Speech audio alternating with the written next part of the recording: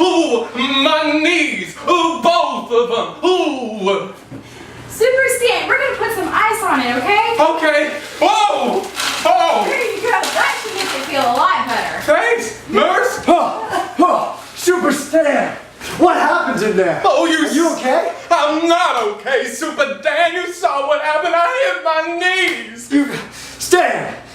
It's gonna be fun. We have got to get back in there and finish our audition. We've got one more chance. If we don't do it, we're not gonna get the big gig on Friday for the biggest stunt ever. I can't, Dan. I can't do this anymore. Stan, listen to me. It's just your knees. It's fine. Look, how many fingers am I holding up? I don't know, Super Dan. This is too extreme for me. No.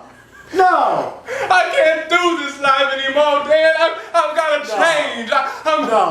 Super Dan, I don't want to be Super Stan anymore.